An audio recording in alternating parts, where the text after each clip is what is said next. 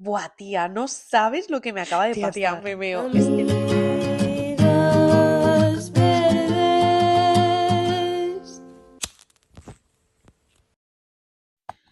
Hola, amigas del alma. Sé que... Obi, quieto. Es que tengo el Obi aquí, míralo. Y si quieres subir... No sabéis, me he tenido que montar un puto trípode súper improvisado con el pote de pastillas de omega 3 y mi cantimplora detrás. Chica, es que este es el low cost, ¿me entiendes? Una hace lo que puede con lo que tiene. Perdón que hoy vengo un poco como...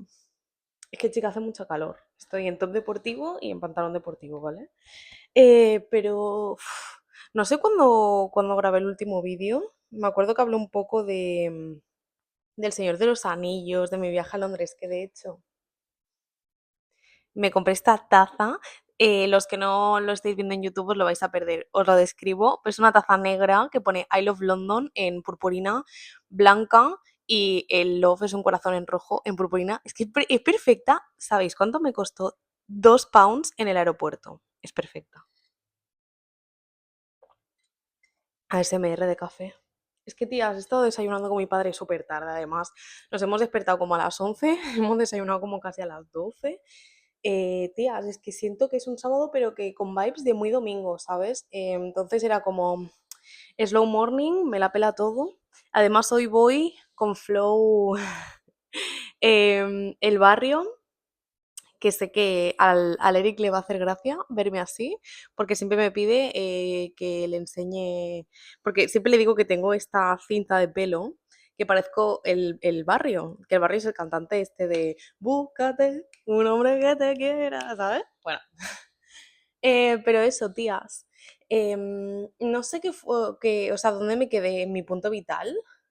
Em, pero bueno, esta semana ha sido una semana buena, o sea, la verdad, sí que es cierto que he estado como con unos días como bastante ansiosa, tal, movidas, no sé qué, que las estoy trabajando vivísima, tía, con la psico, que me he dado cuenta, creo que lo hacemos todas, y si no, pues, ¿está encendido?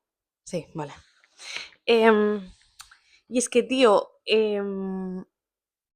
me hago como el autoengaño de que estoy bien y de que o sea, que estoy bien en el aspecto de que, bueno, hay algo como súper de peso, tal. Pero siempre hay cosas, tío. O sea, siempre hay cosas. Y más una tía traumada como yo, que tengo 50.000 cosas siempre, iba con este rollo de, bueno, ya iré, ya iré, ya iré. Total, tía, que llevaba como un mes y pico, casi dos, y mira la psico, tía. Con la excusa de, bueno, es que tenía los exámenes, tenía las recus, que es verdad. Y luego también hice lo de los cursos, que hoy vamos a hablar un poco de eso. Me he traído hasta mis apuntes. Me hice unos apuntes, tía, como si esto fuera a hacer mi tesis. Que poca broma, he descubierto que eso es muy guay. Pero eso, y como que sigo aún como en ese punto de dejar de, bueno, no dejar, sino darme cuenta de que me autoengaño con muchas cosas. El plano es una mierda, me estoy dando cuenta ahora, pero es lo que hay. Neurodivergente. Que me autoengaño con muchas cosas y sobre todo, tío, hemos detectado, bueno, yo ya hacía tiempo que me iba dando cuenta, pero el otro día es que mi psicóloga me encanta, pues es una tía que me pone de frente las cosas, ¿sabes? Y me dijo, es que Aida, hablas siempre con extremismos, rollo, es que siempre esto, es que esto nunca, es que yo qué sé, ¿sabes? No voy a decir ejemplos porque no me quiero exposear mis traumas, pero eso. Como que hablo siempre con muchos extremismos y claro, es como el lenguaje al final crea como la realidad de las cosas, de cómo las vives tú, cómo las percibes, cómo las entiendes, ¿sabes? Entonces si yo siempre ya utilizo un lenguaje como muy de extremos, em, me cuesta como siempre encontrar como el equilibrio y encontrar también una forma como de gestionar las cosas, porque además, claro, usando un lenguaje tan extremista de blanco-negro, yo gestiono las cosas así normalmente, ¿no? De o estás en mi vida superín o adiós, no quiero saber nada, ¿sabes?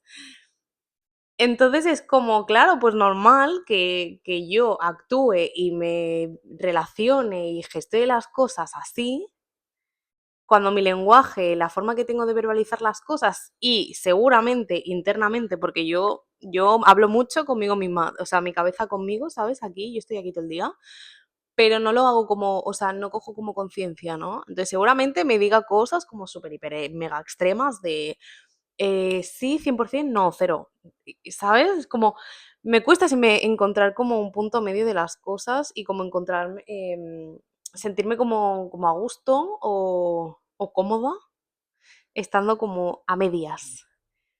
Que no es a medias, ¿no? Que al final es como lo típico, no, todo es blanco y negro, hay una escala de grises de por medio. Bueno, chica, estamos aprendiendo, ¿vale?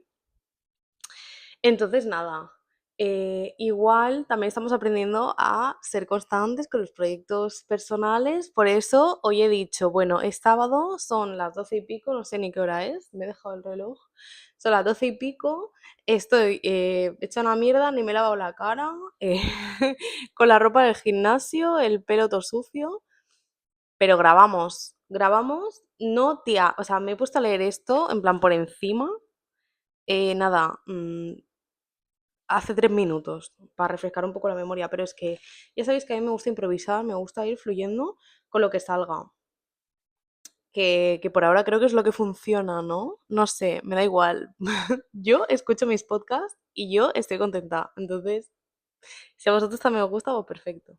Que tía, me ha salido un granaco y creo que estoy ovulando, o sea, me duelen las tetas de una forma, es que esto de ser mujer, pero es que hoy vamos a hablar de eso, de el puto peso que conlleva ser mujer en este planeta, en esta sociedad y en todas, porque es que de lo que quiero hablar es del papel de la mujer en la antigua Roma.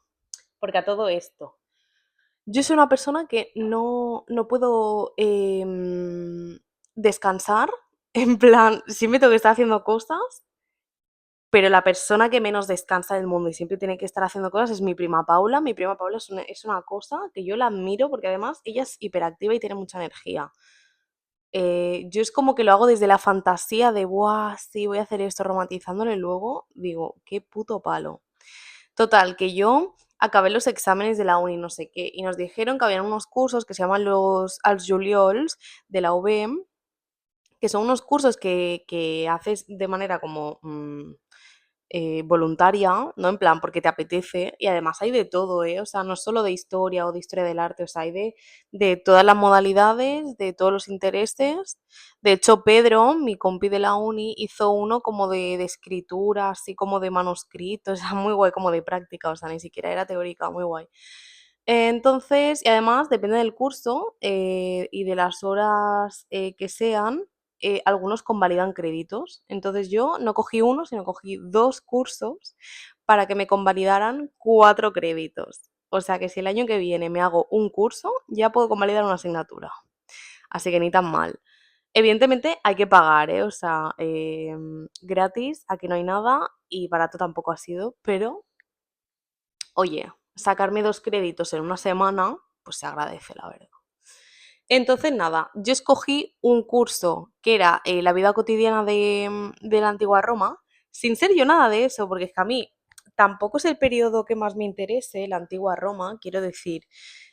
Yo este curso, la verdad que la asignatura o como la etapa histórica que más me ha interesado es como toda la parte románica de etapa medieval y tal, porque tías, es que descubres unas fantasías, quiero decir, tenemos como tanto la imagen y el estigma muy que nos quedó de la época renacentista, de que la época medieval era una etapa súper oscura, que la gente era súper guarra, que la gente era súper tonta, que fue lo peor que ha podido pasar. Perdona, cariño, o sea, gracias a esta gente, y además, o sea, esta gente hizo una de cosas, una de inventos, una de avances tecnológicos, una o sea, fue como de las etapas donde hubo más producción literaria y artística. En plan, ¿qué dices? Es que no tens ni idea, tío. Pero con esa cosa siempre de hundir un periodo anterior para realzar el tuyo, y eso hicieron los renacentistas, ¿no? Todo esto para decir que yo cogí el curso de la antigua Roma porque era como eso, ¿no? De la vida cotidiana y me apetecía como aprender como esa parte más como, pues eso, pues más mundana, tío, porque lo hablaba con el Pedro y es que a mí lo que más me gusta de estudiar esta carrera es las curiosidades históricas, ¿sabes? El decir, ¡guau! Porque además me quedo como muy con eso, ¿sabes? Por ejemplo, un detalle que me quedé con esa asignatura cuando la impartía como asignatura de la uni, tía, estoy dando unas vueltas, no sé si me estáis siguiendo el hilo, pero bueno. Em, es que, por ejemplo, ¿no? Quiero decir, para que veáis que son las cosas que a mi cabeza y a mi persona les llama la atención y se quedan con eso, ¿no? Y, por ejemplo, de la asignatura de Antigua Roma me quedé con que la profe nos explicó que, que Juego de Tronos se inspiró en un emperador romano, que era Calígula, para hacer el personaje de Joffrey. Si habéis visto Juego de Tronos, Joffrey es el hijo de la Cersei, que está súper loco, ¿sabes? En plan, que es súper sádico, que mata a todo el mundo y literal, Calígula fue como de los emperadores, en plan de los peores, porque era un tío súper paranoico que siempre tenía como la paranoia de que le iban a matar y real que le querían matar, ¿no? Constantemente, o sea que quizá tampoco era tan paranoia, sino que literal estaba como en hipervigilancia y con la ansiedad de, o sea, real que la gente le quería matar, o sea, no, a nadie le caía bien este tío, ¿sabes? Y entonces como que empezó como con la paranoia de decir, bueno, pues si todo el mundo me quiere matar, antes de que me maten, lo mato yo, ¿sabes? Pues tío, pero a eso me refiero. A mí me gusta por esas partes como más humanas, tío, más como de desmitificar, ¿no? Y quitar como esa imagen de, ¡buah! Los antiguos romanos, no sé qué, como que parece algo divino, algo extraordinario, incluso que no parecen ni humanos, ¿no? Que parecen de otra raza, parece como dioses, ¿no? Y es como, no, tío, literal, fueron gente como tú y como yo, con sus rayadas, con sus mierdas, con sus, ¿sabes? Entonces me llamó mucho la atención que este curso del Juliol era eso, ¿no? Como más la vida cotidiana y no tanto como el mito, la guerra, no sé qué, tal. No, me apetecía pues decir, pues mira, esta gente, eh, por ejemplo, pues era muy guarra. O sea, muy guarra en el aspecto de higiene, porque no tenían un concepto de higiene como tal, ¿sabes? O sea, el concepto de la higiene era sudar, ¿sabes? Esto se lo expliqué a la Judith, a mi compi del curro, y le dio mucho asco, pues que literal así. Eh, Básicamente, por eso, ¿no? Tenemos el imaginario de los antiguos romanos con sus termas romanas, no sé qué, wow, qué gente más limpia, más higiénica, que estaba todo el día bañándose y tal, spa, piscina de burbujas, amor, nada que ver. Empezando primero por el hecho de que las termas no eran, o sea, no era como una piscina con desagüe, o sea, era literal una piscina cerrada que no tenía ningún conducto de desagüe, o sea, era como un puto cubículo de agua que si pasaban 557 personas al día, pues el agua ya quedaba marrón, porque no había una vía de desagüe y de cómo higienizar el agua, ¿sabes? Entonces, claro, cuando hicimos lo de las termas romanas, por ejemplo, me hizo mucha gracia eso, ¿no? De decir, ¡buah! eh, Además en la antigua Roma es como estaban pensadas las termas públicas para que fueran accesibles para todo el mundo, em, rollo con capacidades de 3.000 personas la hora. ¿Sabes cuánta gente es eso, tía? O sea, si a ti te toca el segundo turno de la tarde, es que el agua va a estar no marrón, va a estar negra. Claro, porque es que venía gente de todos los lados, o sea, venía pues el campesino, venía el de la granja, venía el panadero, ¿sabes? Cada uno con su mierda. Y claro, tú te bañabas y si eras el primero, perdón, se me va la voz. Si eras el primero, pues te llevabas el premio gordo del agua limpita y recién puesta. Pero como te tocara, o sea, ¿sabes lo que te quiero decir? En plan, un asco, tía. Entonces eso. Entonces las termas romanas estaban hechas de una manera que tú te ibas moviendo como por piscinas y primero encontrabas una piscina de agua fría que, ¿cómo se llamaba? Hidrifribium o a mí no me hagáis caso con los términos. Lo tenía por aquí. A ver.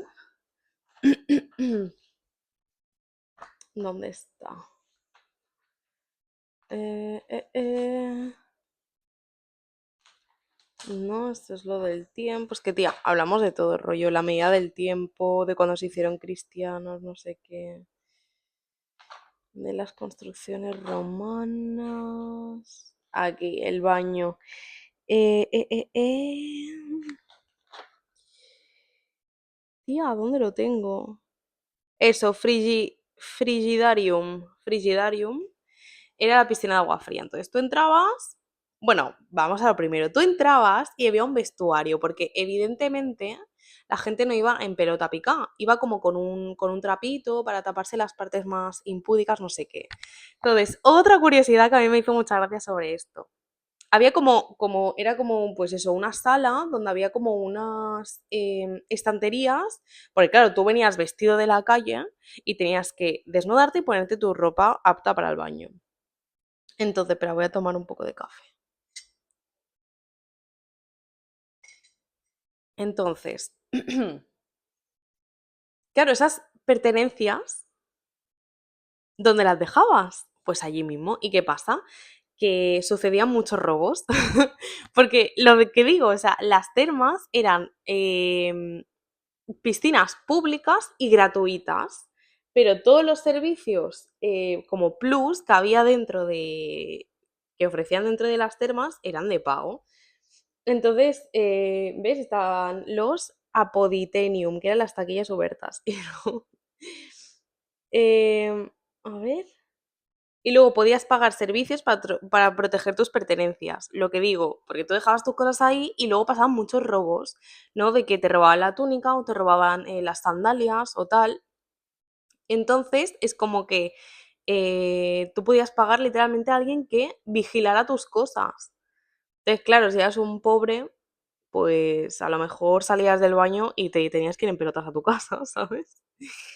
Entonces eso, y de hecho hay imágenes muy guays de como pinturas y mosaicos de mujeres que aparecen como los primeros bikinis, ¿no? Que se considerarían que en verdad es como un poco una ropa interior, pero que se usaban para el baño. A ver si encuentro alguna foto y la puedo añadir.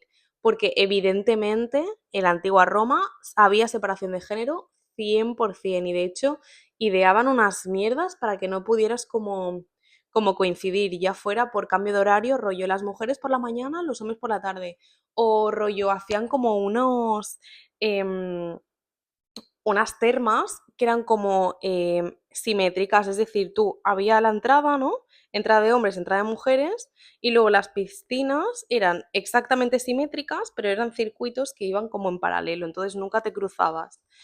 Bueno, entonces eso, ¿no? Tú llegas al vestuario, te despelotas, con suerte tienes un par de monedas para pagarle a alguien que te guarde tu ropita y tus cosas, si no te las van a robar, chicas, lo que hay. Te pones tus trapitos para que no te vean la tota y ya entras. Entonces entras en la terma de agua fría Frigidarium. Entonces es como la intención siempre es ir de más frío a más caliente y luego es un circuito circular. Entonces luego vas de más caliente a más frío. Por lo que digo, el concepto de la higiene de los romanos era el sudor, es decir, sudar. Tú cuando sudabas, te limpiabas porque tu cuerpo expulsaba la mierda, ¿vale? Entonces, claro, tú vas al Frigidarium, luego vas al Tepidarium, que es como un agua templadita que no es muy caliente, y ya luego vas al Caldarium, que había como un sistema, como un conducto, era como, esto eran las termas, ¿no? Las piscinas y el agua, y como abajo había como unas salas subterráneas con gente metiendo leña en hornos para que el agua se mantuviera caliente, pero súper caliente. Entonces, tú cuando ya llegabas al Caldarium, que eso debía hacer un calor, o sea, lo que digo, agua súper, súper caliente. Entonces tú empezabas a sudar y eso, eliminabas toxinas, eliminabas la mierda, era el concepto de higiene, porque evidentemente no existía el jabón, amiga. O sea, y la gente seguramente olía a fatal. Em, y entonces tenían un... ¿Cómo se llama, tío? Eh, no sé si lo apunté. Mm, no, ese es el gimnasio. Ta, ta, ta. Bueno, tía, creo que no lo apunté, pero básicamente tenían como una herramienta que era como una cosa así, ¿vale? Era como un de esto y era un raspador de roña, ¿vale? O sea, ese era el concepto de limpieza, que tú sudabas y con el agua calentita pues se reblandecía toda la mugre que tenías encima y entonces tú te rascabas la mierda ahí. Y claro, ¿qué pasa? Que eso era evidentemente otro servicio que tenías que pagar, en plan, si querías este raspador, porque pues eso lo tenían en las termas. Entonces, nos explicó el profe que había como mucha gente que como no tenía dinero para pagarse el raspador este, que no me acuerdo el nombre, es como que en las paredes o en troncos de madera se rascaban así como para quitarse la mugre. ¿Sabes cuando a veces se nos pela la piel y haces así, si se salen rollitos? Pues rollo eso, ¿vale? En plan, una asquerosidad. Entonces, bueno, esto era un poco como las termas. Pero además las termas también, claro, yo hablo de termas grandes, ¿eh? No hablo de una termita, porque había gente que te... Una termita, ese era el bicho. No, o sea, evidentemente la gente que era de alta clase tenía sus termas personales, en plan, particulares en casa. Además, eso, ¿no? La cultura del baño era como todos en las casas de gente de bien se bañaban todo rollo como ritual, ¿no? Y rollo todos, o sea, toda la familia, es como yo ahora con mis padres, mi hermano, tal, y todos en pelota. Pues eso era como muy, muy de esto. Y además en las casas romanas no es como ahora que entendemos el concepto de casa de que yo ahora estoy en el comedor, ¿no? Y esto es el comedor y aquí se hacen las actividades que se hacen en un comedor y en mi habitación, ¿sabes? Pues no, las casas de los antiguos romanos eran espacios que eran multidisciplinarios. Quiero decir, esto me sirve de comedor, pero luego muevo esto, no sé qué, me pongo la cama y me sirve de habitación. Y al día siguiente muevo esto, no sé qué, y me monto un mini altar para hacer el rezo, ¿sabes? Es como se utilizaban los espacios de manera estratégica para poderlos aprovechar al máximo. Entonces, eso, tenían lo de la parte de las termas, entonces eran como unas piscinas que se podían mover y cambiar de sitio. Entonces, lo que decía, lo que eran las termas públicas, que eran muchísimo más grandes, no solo servían para el baño, que era como la idea principal, sino que también tenían otras actividades. Porque, por ejemplo, las mujeres que tenían hijos pequeños y tal, era como, bueno, yo me voy a la terma a hacerme mi baño y estoy con mis amiguitas, pues voy a dejar a mi hijo, en plan, eso es, había otras dependencias, había biblioteca, había sala con jardines, habían tiendas, habían fuentes de agua, habían solarios, había zonas de masaje, o sea, había de todo. Había gimnasio, o sea, la gente también iba allí a ponerse fuerte. Además, imagínate eso, ¿no? Un pedazo de espacio con un montón de cosas. En plan, yo me voy al baño, dejo a mi hijo ahí en los jardines corriendo, mi marido está en el gimnasio y tal. O sea, era eso, como un centro comercial, tía. En plan, había de todo.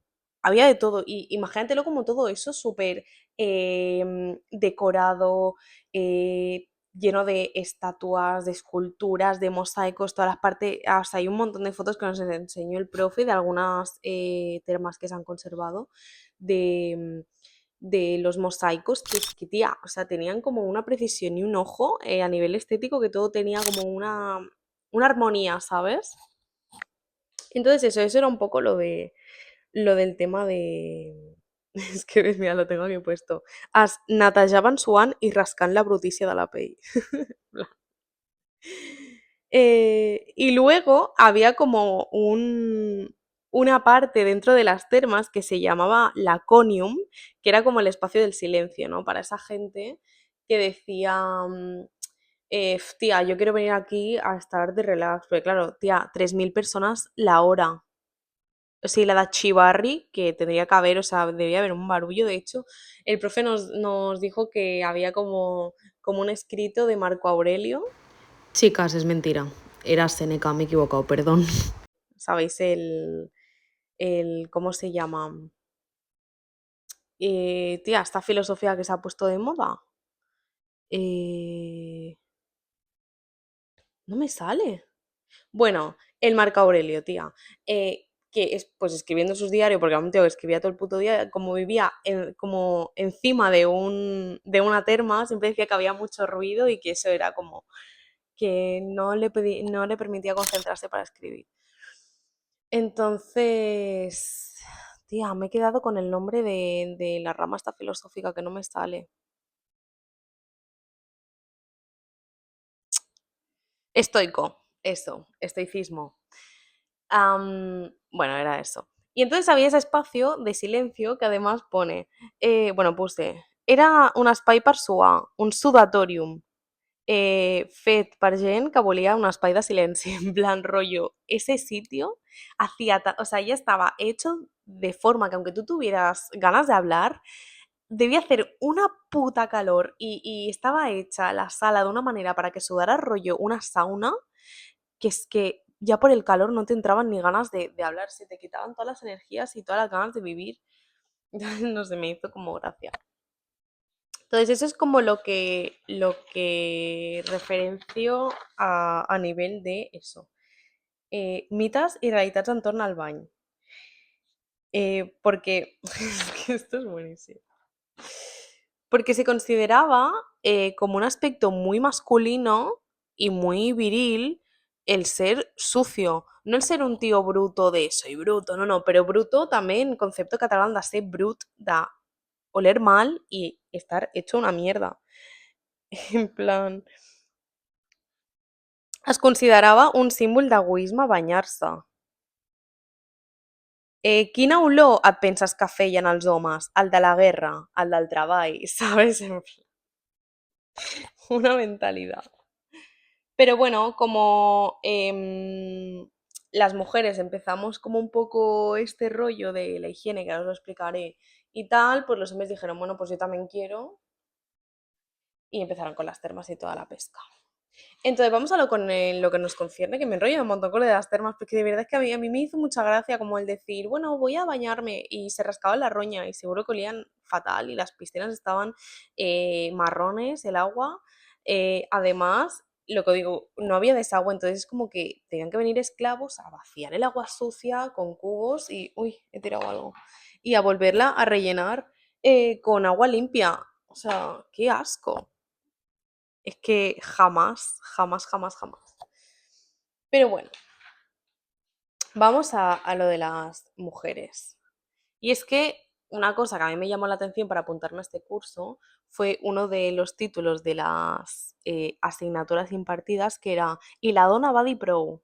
Y yo dije, que vais a flipar con la de cosas que voy a explicar ahora, porque, perdón que tenía un eructo, porque no se aleja tanto a lo que nos sigue pasando hoy en día. Evidentemente hay extremos y extremos, pero hay cosas que dije literal, lo sigo viviendo yo en mis propias carnes. Y hablamos de que esto era el siglo primero, ¿no? Sí, lo situamos en el siglo primero antes de Cristo. Antes de Cristo. Y estamos en 2026 y se siguen haciendo los mismos patrones. O sea, quiero decir, hemos avanzado, pero hay cosas, chica, que las antiguas romanas ya lo vivían, ¿vale? O sea, fatal. Entonces, porque partiendo de la base que evidentemente quién tenía acceso al estudio, quién tenía acceso al trabajo, quién tenía acceso a formarse personalmente y a tener una vida libre y hacer lo que le diese la gana. Los hombres. Porque el hombre se consideraba, según el término griego, un zoon politikon, es decir, un ser dotado de derechos políticos. ¿Por qué? Pues porque tenía una capacidad mental superior a la mujer, porque podía estudiar, porque podía aprender, porque podía madurar, porque, ¿sabes? Era como el papel activo de la sociedad. En cambio, la mujer se consideraba, que esto es muy fuerte, esto se lo explica a la Monse, y la Monse también se quedó perpleja y me dijo, ay, haz un podcast de esto, por eso me motivé. Y a la mujer literal, en plan, tú le preguntabas a un tío en la antigua Roma, Y él literal pensaba esto, y muchas mujeres pensaban de ellas mismas esto, y es que se consideraban eternas menores. Es decir, que como no tenían acceso a estudiar, no tenían acceso a aprender, nunca, o sea, es muy fuerte, ¿vale? Nunca maduraban intelectualmente, por lo tanto, tuvieran la edad que tuvieran, fuese una mujer de 25, de 30 o de 50 o de 70, siempre tendría una mentalidad de niña pequeña. Siempre iba a ser una pequeña niña, ¿sabes? Porque como, ves, al no tenir accés a l'educació consideraven que mai madurarien intel·lectualment. Per tant, mai podrien ser independents, perquè claro, es una niña pequeña, no sabe valerse por sí misma, es inmadura porque no ha estudiado, no sabe nada de la vida. ¿Cómo voy a dejar que sea independiente? Necesita un hombre para vivir. ¡Hola! I! Entonces, bueno, la vida domèstica sempre estava sota la tutela de qualsevol mascle de la família. Qualsevol mascle es literalmente qualsevol mascle. En plan, podía venir tu primo pequeño de 4 años y tenía muchísimo más poder y muchísimo más derechos que tú. O sea, ¿qué? Y luego, en el momento que te casabas, eh, o sea, tú como mujer, en plan, casada, tu tutela también pasaba a la parte familiar masculina de tu marido. Es decir, que tu cuñado, tu suegro, el primo segundo de tu marido tenía poder de decisión sobre ti. O sea, tío, hola. A mí me va a venir el tío Juan a decirme qué. ¿Pero tú quién eres? Pedazo, ¿vale? O sea, a mí cuando el profe me explicó esto, mi cabeza petó. O sea, ellos literalmente pensaban que al no estudiar, nunca serían capacitadas mentalmente para vivir su propia vida. Entonces, claro, los tíos, como somos los que estudiamos y los que aprendemos y los que sabemos sobre la vida, ¿vale, guapa? Pues yo mando. ¿Qué vas a mandar tú, Pepe? ¿Qué vas a mandar? Bueno, en fin, me estoy calentando, pero tía, es que me dejó completamente desubicada.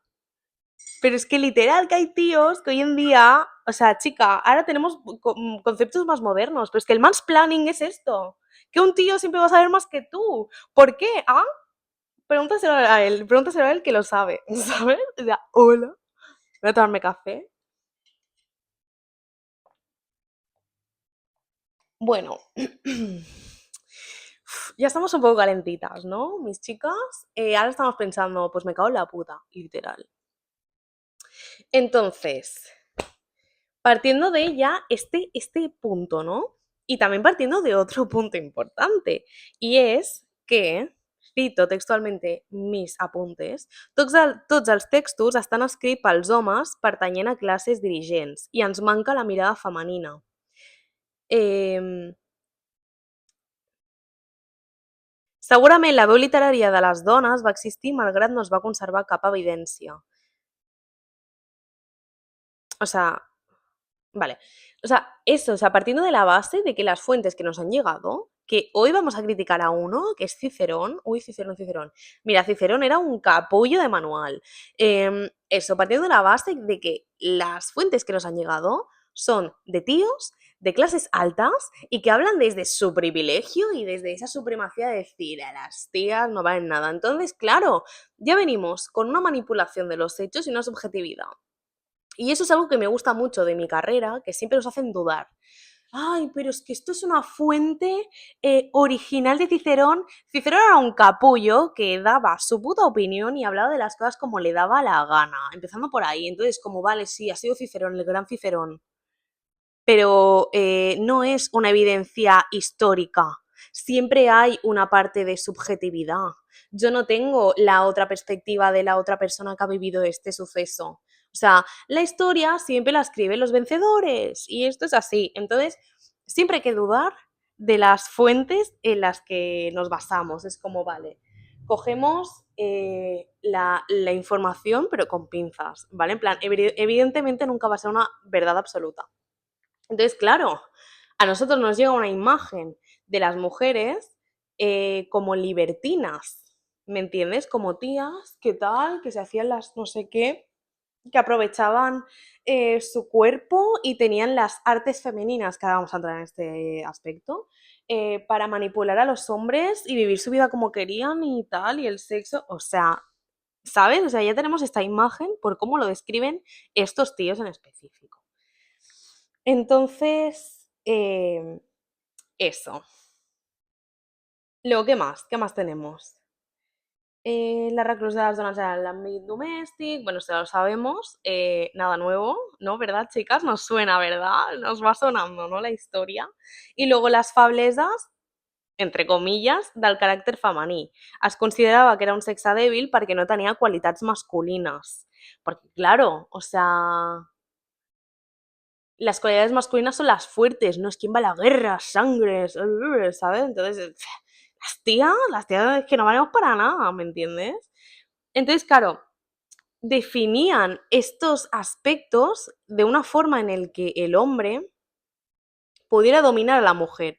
Porque aquí no se hacía como tanta distinción a nivel de género, como también pasaba en lo sexual, quiero decir, ahí no había como concepto de homosexualidad, heterosexualidad. Aquí había concepto de dominante y dominado. Y aquí la importante esa brecha. Por eso, en la antigua Roma y en la antigua Grecia había mucha tracatrá, ¿vale? Entre tíos, porque siempre era quién dominaba a quién. Entonces aquí desarrollamos como supuestamente las características y las particularidades que hacía que las mujeres fueran hechas para ser un elemento de posesión y fueran dominadas. Como por ejemplo, no tenían habilidades para hablar, que era una clave para ser activa en la política. Como no estudiabas, no sabías hablar, y como no sabías hablar, pues no podías participar en los actos políticos públicos, en plan, tía, no vales. No había valor, que era clave para la guerra. No había racionalidad, que era clave para construir los saberes. Porque claro, siempre las mujeres hemos sido seres muy emocionales, muy histéricas, muy locas, llorando. ¡Ah, las emociones! ¿Sabes? En plan, chica, si no hay cosa más emocional que una puta guerra. O sea, partiendo ahora en la actualidad, los tíos arrancándose los pelos por el Mundial de Fútbol. ¿Y me estás diciendo que esta gente es la más racional que nosotras? Déjame dudarlo. Entonces, esto es lo que se van considerando las mujeres. Por otro lado, la cosificación, nada nuevo, chicas. Y es que para ellos es como estaba. O sea, las mujeres básicamente éramos como un cuerpo funcional y teníamos dos funciones. El procrear legítimamente. Procrear legítimamente. O sea, dar herencia, es decir, dar hijos, ¿vale? Entonces, poder dar descendencia o poder dar placer. Entonces eras o la mujer o la amante, porque esa es otra. La infidelidad solo se veía mal si era la mujer quien la hacía, porque claro, el hombre al final salvaba y le daba vida y recursos a una mujer para que pudiera tener una vida. Entonces, claro, si la mujer que tengo a mi lado no me da lo que necesito, pues tendré que buscarme a otra. Evidentemente, Paco, o sea, qué fuerte, ¿cómo voy a dudarlo ahora? Si ella se va con un esclavo a que le coma la tota porque yo no se la como, es una guarra, ¿sabes? Vamos pillando y vamos entendiéndolo, ¿no? Porque nos sigue pasando hoy en día con el body count. Es que, tía, yo iba escuchando la clase y yo iba diciendo, lo he vivido todo, en plan, me faltan dedos, o sea, yo iba haciendo checks de cosas que he vivido o cosas que personas de otras generaciones han vivido, check, check, check, o sea, vamos haciendo check con todo. Entonces, claro, se consideraba que las mujeres utilizaban el sexo como estrategia de control, porque claro, como ellas no tenían capacidad de estrategia intelectual, política, porque no sabían hablar, porque no habían estudiado, porque eran unas pencas, lo único que tenían era el cuerpo, un cuerpo divino, un cuerpo, ¿sabes? Entonces utilizaban lo que decía antes, sus artes femeninas, ¿no? Que era l'atractiu físic i la seducció per intervenir en una vida pública, porque claro, las mujeres no tenían vida pública, cariño, en plan, ¿a qué le importaba y a qué le interesaba? Entonces, para hacerse saber y hacerse notar y hacerse presentes, tenían que utilizar sus artes femeninas, de seducción, de no sé qué, en fin. Entonces, ¿qué pasa?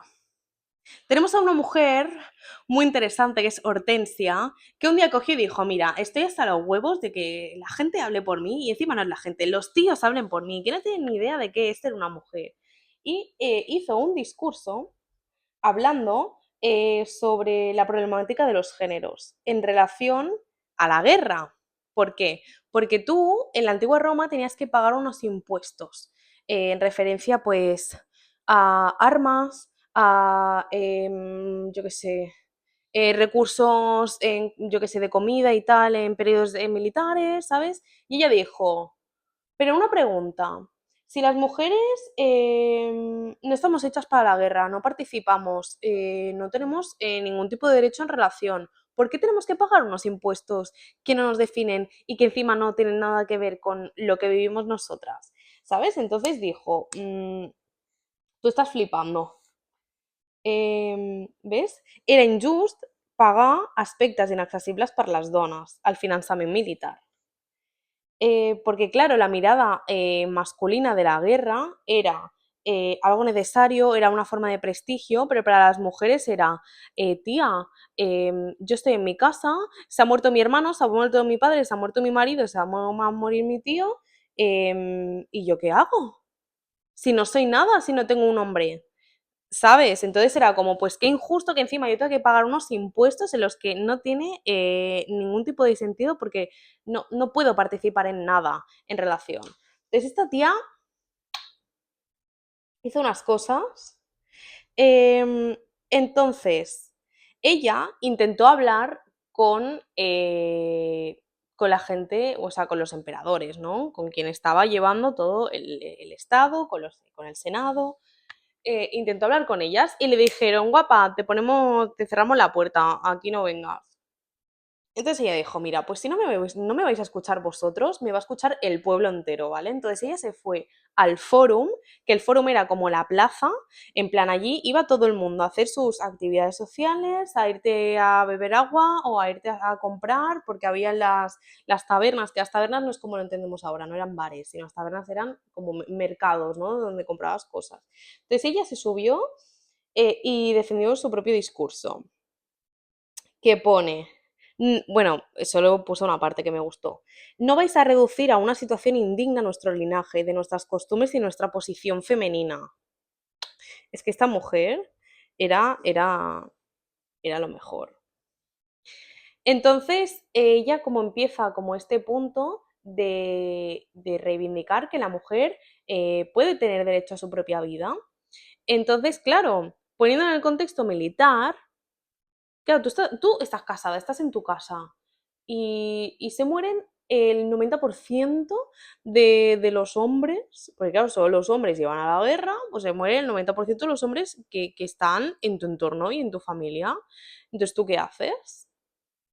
Encima, de repente, empiezas a heredar un montón de riquezas gracias a los méritos y a las conquistas y victorias que han tenido los hombres de tu familia en la guerra.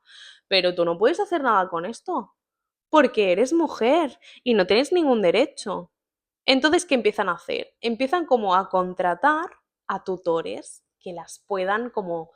O sea, contratan a hombres que los hagan de tutores, porque claro, como son eternas menores, siempre deben estar vigiladas y y dependientes de un hombre, pero claro, ahora soy yo la que te compra, entonces yo elijo quién me interesa, yo voy a elegir pues un tutor que me enseñe, no sé, que me enseñe sobre cultura, que me enseñe a leer, que me enseñe a pintar, que me lleve a dar paseitos por ahí, que nos paguemos un viaje y a descubrir mundo. Y si no me interesa este tutor, pues te despido y me compra otro, porque ahora ellas empiezan a tomar sus propias decisiones y se empiezan a dar cuenta y acostumbrarse a que ellas tienen que coger las riendas de su vida y decir, vale, Es que si ahora nadie me controla, ni nadie me decide, ni me dice lo que tengo que hacer, pues voy a hacer lo que me dé la gana, ¿sabes? Entonces empiezan a hacer un poco eso. Eh, ¿Ves? En plan, el tutor contractat. A la dona comença a utilitzar els seus diners per conquerir el món dels homes, la cultura. Y esto me pareció súper top. Entonces, claro, al empezar a tener esa un poco una falsa emancipación, ¿no? Independencia que seguían, o sea, ellas tenían que seguir dependiendo de un hombre, pero ahora decidían qué hombre, ¿no? De qué hombre tenían que depender porque lo contrataban ellas. Entonces, claro, como empiezan a tomar sus propias decisiones, a empezar a coger conciencia de que ellas pueden hacer y vivir un poco como les apetezca, empiezan a tener un poco de autoconocimiento, empiezan a empezar como a empoderarse, a empezar como a trabajar un poco como el autocuidado. Entonces aquí es cuando empiezan todos los rituales de la higiene, de limpiarse, de peinarse, de hacerse sus peinaditos, de ponerse sus joyas, de perfumarse. De hecho, seguían como parte ritual. Que era rentar-se, maquillar-se, vestir-se, enjullar-se, pentinar-se i perfumar-se. Era el descobriment del jo, de l'autoconeixement i del plaer propi, ¿no? Porque era una forma de eso, pues de autocuidado y de sentirse ellas conectadas con ellas mismas porque por fin podían pensar en ellas, ¿sabes? Entonces aquí es cuando se empieza como todo este imaginario de que las mujeres nos maquillamos y no sé qué, pero es que era una forma de poder dedicarse tiempo a ellas haciendo algo que les hacía sentir bien, que les gustaba, ¿sabes? O sea, y de hecho aquí puse que el mirall era l'element de sofisticació femenina, era el símbol de la feminidad, ¿no? El mirarse, el retocarse, el peinarse, el tal, ¿no? Me pareció como muy, muy interesante. Eh, eh, eh, eh. ¿Qué más? ¿Qué más?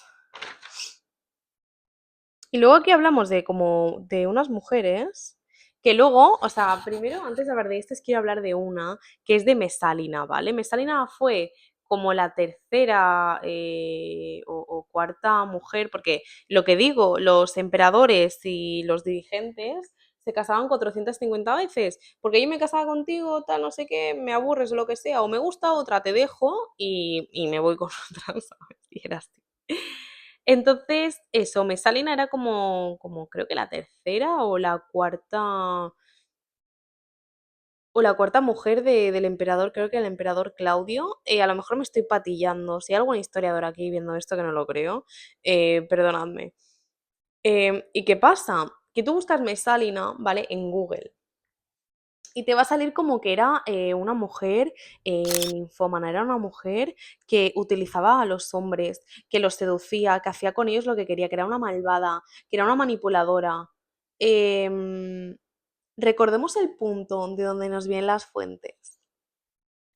¿Qué nos está describiendo esta situación histórica? ¿Desde qué perspectiva? ¿Desde qué mirada? ¿Desde qué pensamiento? ¿Desde qué opinión nos lo están describiendo? ¿Nos lo está diciendo la propia Messalina que era así? No, amor, porque no nos ha llegado ninguna fuente de ella. Vaya por Dios. Entonces, claro, era como, porque ella se casó con este emperador, no sé qué tal, pero ella tenía muchos amantes.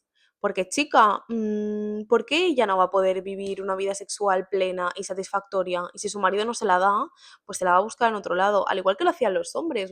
Los hombres tenían 54 amantes. Pues ella también tenía derecho a tener 54 y medio, ¿vale? Entonces, ¿qué pasa? Que de uno de esos amantes se acaba enamorando. Y en su marido, estando fuera, creo que en una operación militar o no sé qué, no me acuerdo muy bien porque esa parte, ella se casa con el amante este, ¿sabes? Estando ya casada con el otro y se casa con ese. Em, y claro, los mataron vivos, ¿no? Además los mataron como por orden de los militares porque claro, el, el emperador este era un emperador que no tenía como mucha interés en lo político militar. Era un tío de artes, era un filósofo, era un tío que le encantaba estarse 50 horas en la biblioteca leyendo, aprendiendo sobre filósofos, aprendiendo sobre cultura, sobre, yo qué sé, sobre la naturaleza, ¿sabes? O sea, no era un tío interesado en la acción política, militar, religiosa, ¿sabes?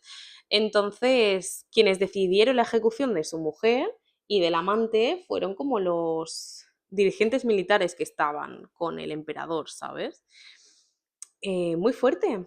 Entonces, claro, la mataron y pasó la historia como una tía que era súper ninfómana, que utilizaba a los hombres y que los manipulaba con sus artes femeninas, con su seducción, y que ella obligaba a los hombres a tener relaciones sexuales, aunque ellos no quisieran, porque ella, ¿quién se lo va a creer? Cicerón. Creo que esto no lo dijo Cicerón, ¿no? Pero ya que estamos, entonces tenemos estas mujeres. Tenemos a Hortensia, que fue la que empezó a tener un papel activo más en la sociedad, que empezó a como luchar por esos derechos e intentar participar un poco en la política y en la vida pública. Tenemos a Mesálina, esta mujer que se la tachó de marrana y de ninfómana y de manipula hombres. Luego tenemos a Sempronia, que fue una mujer que empezó a influir y a estar también activa a nivel político, que se consideraba que era una mujer andrógina, porque lo único que tenía de mujer era el cuerpo, es decir, tenía muchas habilidades masculinas, entonces claro, no acababa de ser una mujer del todo, porque tenía mucha capacidad mental. Entonces no se la puede considerar mujer, solo a nivel, en plan, aparentemente parecía una mujer, pero lo de dentro era un hombre. Luego tenemos a Clodia. eh, eh, eh, eh, que Clodia es un gran ejemplo de cómo se utilizaba, este sí que fue Cicerón, de cómo se utilizaba el desprestigio y el odio y la acusación hacia las mujeres a modo de perjudicar y atacar a los hombres. Es decir, Clodia, como no, era hermana de Clodio, ¿vale? Porque aquí, tías, Hortensia era hija de Hortensio, Sempronia era hija de Sempronio, ¿vale? En plan, las hijas eran, adoptaban el nombre del padre o del hermano siempre, en plan la mayoría. Entonces, Cicerón empezó a acusar de incesto a Clodia porque se casó con un primo suyo, que era 10 años menor, y la empezó a acusar de incesto, pero no porque le importara lo que hiciera Clodia. A él le daba igual, porque como las mujeres no importaban, pues le daba igual acusar o dejar de acusar. A él lo que le importaba, el mensaje que iba detrás, el decir, yo dejo mal a tu hermana, porque dejando mal y desprestigiando a tu hermana, te ataco a ti y dejo ver que tu dinastía y que tu familia es una mierda y que te perjudique en la visión pública y política que tenga la gente sobre ti. Qué vergüenza, me daría ser reconocido por el que fue hermano de una tía que tuvo incesto con un primo, ¿sabes? En plan, el punto era ese. El punto era ese. De hecho, eh, en la antigua Roma había esa unidad de romanos, o sea, un romano nunca podía matar a un romano, pero había siempre vacíos legales, ¿no? Entonces, por ejemplo, Marco Antonio, cuando se fue a Egipto con Cleopatra, claro, cuando Augusto Octavio, el emperador, que bueno, se considera como los más tops y era el tío más clasista y más conservador que ha existido en la vida, em, claro, para no considerar que era matar a un hermano, porque todos los romanos se consideraban hermanos, ¿no? Entonces era como no podías matar a un romano porque era como sangre de tu sangre.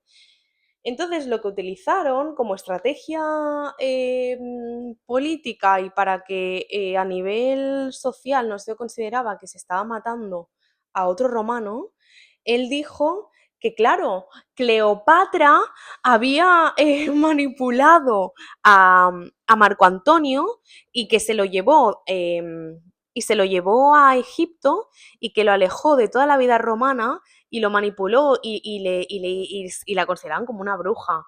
Y fue una bruja que lo utilizaba y que tenía como a titella a su gusto y a su placer. Entonces, Marco Antonio como renegó y se alejó de todo lo relacionado con su vida romana, que ya no se le podía considerar romano, porque él incluso cambió su herencia. Él dijo que su herencia fuera a Cleopatra y a los hijos que tuvo con Cleopatra, dejando a Fulvia, que era la mujer romana que tenía en ese entonces, sin nada, y a sus hijos. Entonces, claro, Augusto dijo, claro, esta bruja manipula hombres, ha hecho que abandone su derecho y orgullo romano y ha negado todo y ha renunciado a toda su vida romana, que ya no se le considera romano. Entonces lo podemos matar, ¿sabes? O sea, pero siempre porque había una mujer detrás, no porque él, o sea, no se le tachaba a él como de él nos ha traicionado, ya no es un romano, no. Por culpa de esta mujer lo ha manipulado tanto que seguro que lo ha hecho en contra de su voluntad, es que estaba sosegado, es que esta tía le ha influenciado, le ha comido la mente, Marco Antonio jamás hubiese renunciado a su vida romana, ¿sabes? Entonces era culpa de la mujer. Pero claro, hay que matarlos a los dos. Em, ¿Y qué más? Y Fulvia, de la que acabamos de hablar, que fue mujer de Marco Antonio, se la consideraba la vidua negra, según quién, el puto Cicerón de los huevos, que solo sabe criticar. ¡Ay, qué pesado! Em, lo llamaba vidua negra porque los tres maridos que tuvo, los tres murieron. Y entonces hablaba de ella como una ambiciosa, amante del dinero, una cruel, o sea, hablaba fatal de ella, pero ella realmente fue una mujer bastante importante porque en el momento que tenemos monedas encuñadas con representación de ella, cuando no suelen haber muchas representaciones de mujeres, o sea, de mujeres como personajes históricos reales, porque evidentemente se utilizaban alegorías, no como la alegoría de la victoria o la alegoría de la abundancia, que siempre se representa como mujer. Pero yo hablo de mujer, de una mujer real, en este caso Fulvia, y hay muchas monedas donde aparece ella representada. Entonces ella real fue importante para el imperio. Pero como no, Cicerón, es que qué raro, porque todos los que se casan con ella acaban muriendo. ¿Te puedes callar? En fin, pues claro que mueren. ¿Cómo no van a morir si a mí me obligan a estar encerrada en casa? ¿Qué peligro voy a tener yo de que voy a morir? Voy a morir de aburrimiento y de vieja. O sea. Entonces, esto era un poco a nivel como social. Pero también hablamos un poco de modas y peinados, tía. Y eso me pareció súper interesante. ¿Por qué? Porque a nivel como historiadora y también a nivel de arqueología, los peinados también ayudan mucho a situar a nivel de periodos. Porque, tía, dependiendo del periodo, esto un poco, es que la historia siempre es así. Que dependiendo de la etapa, de las modas, es como hay peinados súper tal, recogiditos, modositos, y luego hay peinados súper pomposos, tía. Había unos peinados con unos pedazos, o sea, y también los materiales y las herramientas que usaban, que eran súper peligrosas. Un momentito que voy a tomar café.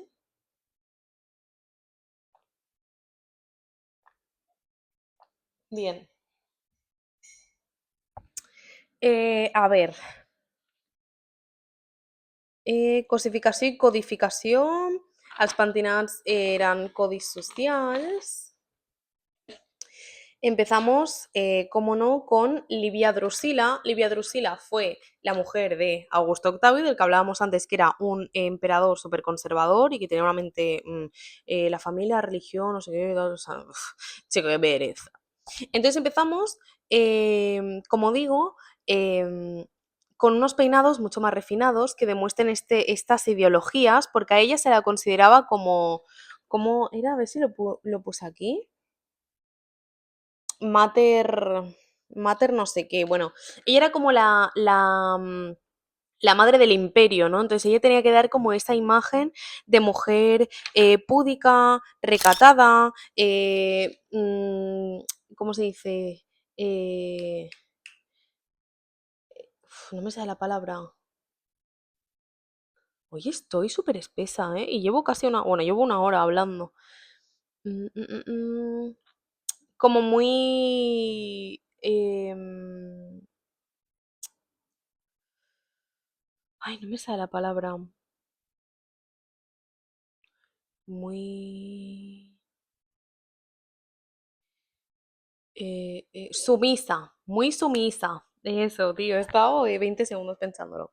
Entonces, claro, ella tenía que dar ese ejemplo. Entonces, los peinados que se usaba una anástole, que una anástole era como un pequeño tupé, que esto es muy guay. Esto viene porque, evidentemente, las representaciones que nos han llegado de las esculturas y de las representaciones que tenemos de los antiguos romanos, siempre hay ese punto de idealización, entonces realmente no sabemos. Sí que tenemos traits, characteristics que nos permiten como diferenciar si este era Augusto o este era Trajan, pero evidentemente siempre había un punto de idealización, porque tú coges todas las esculturas que nos ha llegado de Octavio Augusto y en todas parece un jovencito de 20 años. Y es como, no me creo que cuando tenía 60 se le siguiera representando como un jovencito de 20, ¿sabes? Entonces, ¿qué pasa? Que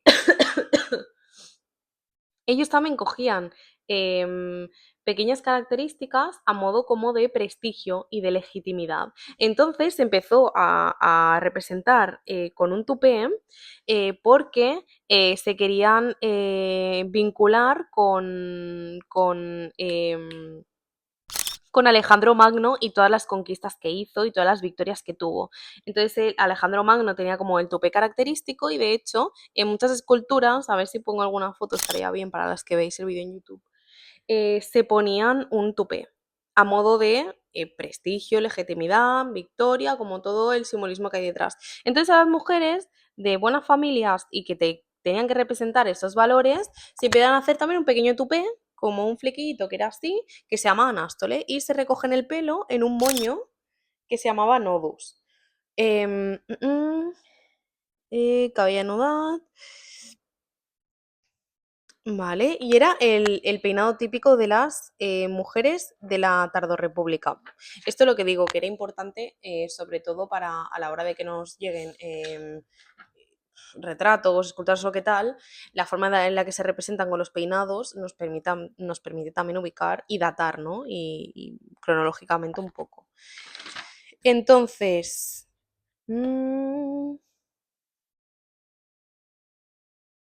vale, Livia Drusila. Vale, muere Augusto, entonces se queda ella con el poder, mal vist que la dona es cada mal poder, quan August mor se li dona a ella el títol de Livia Augusta. Augusto, o sea, el título de Augusto, Augusta, era como un título como simbólico, era como, o sea, quiere decir, no ejercías un papel em, como súper, ¿sabes? Sino que era como el poder máximo a nivel religioso, que era como el título que más le gustaba a Octavio, por eso se le reconoce como Augusto. Entonces ahí ja coge el títol de Livia Augusta, recollit i imposat per acudir a qualsevol acte públic. Eh, Algo que también marca mucho como la diferencia de peinados es también los cambios de dinastía. Y es como van perdiendo un poco la discreción, ¿no? Aquí tenemos como recogiditos, muy tales, como empiezan entonces ahora pues a dejarse pues algún caracolillo suelto, en vez de hacerse un moño pues se hacen una coleta o se empiezan a hacer trenzas o incluso algunas, bueno, en verdad es como que se empiezan a hacer peinados un poco más despeinados, pero el pelo suelto nunca, porque el pelo suelto era de las, muy bien, de las Prosty Girls, como diría mi querido Junior Healy. Entonces, ¿qué? Empiezan a usar barres de ferro molt calentes, anar amb cura de no cremar-se el cabell, empiezan a aparecer las que serían como las esteticienes de la época, que se llamaban las ornatrix, que eran las que depilaban, ay, no me sale ahora, maquillaban, teñían, vestían. Entonces, claro, como hicieras algo mal, te despedían viva o te mataban. O sea, esto era... Entonces, luego vemos un cambio de como la castidad y de lo púdico y de lo recatado que eran los Julio Claudios con Livia Drusila. Empezamos con los, con los Flavios, que aquí seguro que pongan alguna foto y empiezan a como a despampanarse que flipas. Hacían unos peinados. Había un peinado que se llamaba Niuda Vespas.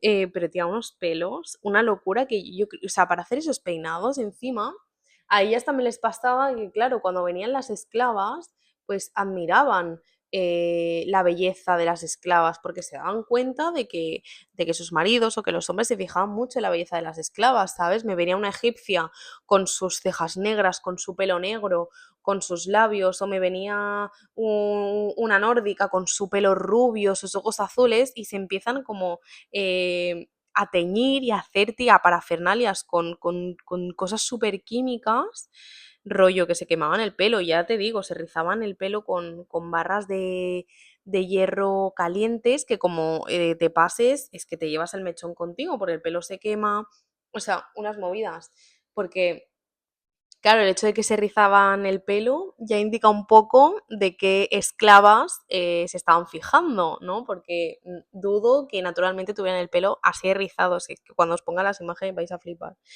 Entonces empiezan a hacerse unos peinados súper despampanantes a modo como de admiración, porque cuanto más grande, más llamas la atención, más la gente te mira, te admira, ¿sabes? Ya no es esa cosa de recatada y de pasar desapercibida. Em, pero bueno, luego vuelven peinados como el de tortuga, que ya luego os pondré la imagen. Y bastante, bastante curioso. Em, ¿Qué pasa? ¿Qué pasa? Esto lo podemos relacionar también con el tema de la brujería, porque evidentemente em, los romanos cogían mucha influencia de otras culturas, como la egipcia, y los egipcios eran como por excelencia los magos y los brujos y los que más conciencia religiosa tenían en ese aspecto. Entonces, claro, había que tener cuidado también con este tema de la higiene, de los peinados, de tal, de también de las termas que hablábamos antes, porque cualquier cosa, rollo un mechón, en plan, no sé, un trocito de uña, un trozo de tela, algo que perteneciera a una persona, servía para hacer conjuros, para hacer hechizos, porque, tío, había mucha cultura de esa. De hecho, era muy gracioso, nos explicó la profe, que claro, era como, evidentemente ellos tenían sus creencias religiosas y era como, no, no es que no creyeran en la brujería, pero es lo típico de, bueno, por si acaso voy a hacer una ley que prohíba hacer rituales mágicos y que impida... Pero claro, había un montón de rituales de amarres, de amor, de muerte, de victoria de la guerra o de desear que tu vecino se muera, ¿sabes? En plan, hacían unas cosas. De hecho, la profe nos leyó como un montón de rituales mágicos, además súper interesantes. Luego sí que se utilizaban rituales a modo de medicina, ungüentos. Era muy, muy interesante. De hecho, a ver.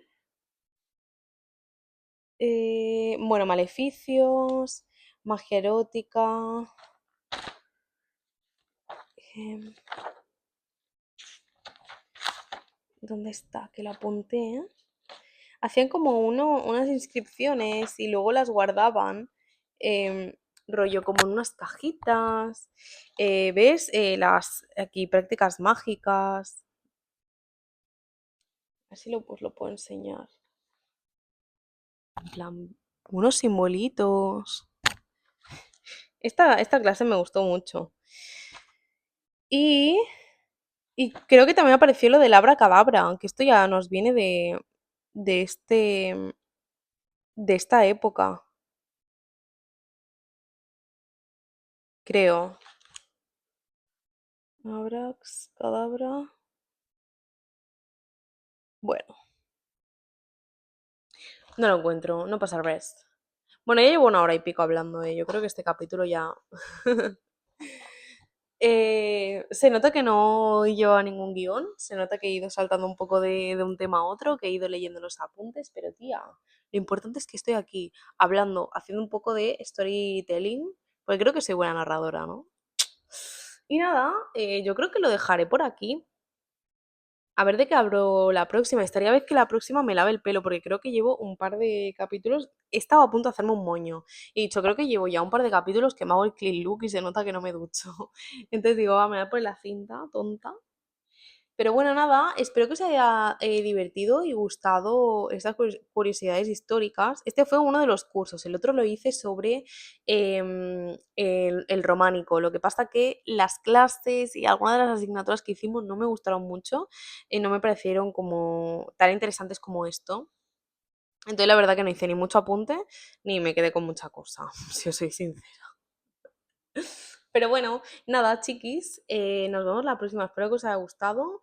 No sé, ya me diréis si os apetece que hable de algún tema. Me gustaría ponerme como con el círculo de la costura, hacer un poco de investigación y hacerme como algún capitulillo explicándoos algo, rollo, pues con un guión, explicando, ¿sabes? A mí me gusta también explicar estas cosillas. Esto ha sido un poco a la babalá, como de curiosidades históricas, tal, pero como que me gustaría como hacer investigación de algún grupo interesante. Ya sabéis que a mí de lo que más me gusta hablar son de mujeres que nos lo merecemos, porque ya hemos visto que desde la antigua Roma han cambiado cosas, pero mucha de la mentalidad, ¿no? Y del el bagaje histórico que hemos heredado, vemos que hay muchos pensamientos que nos siguen llegando hoy en día y se nos sigue tratando hoy en día de maneras muy similares.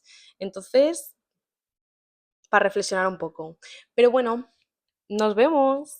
Amigas verdes, amigas del podcast, líate un cigarro y ven toda curiosa, que te voy a contar.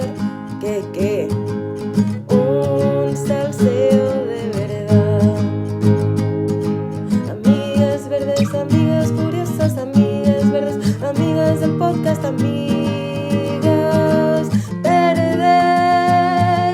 Tía, ¿qué?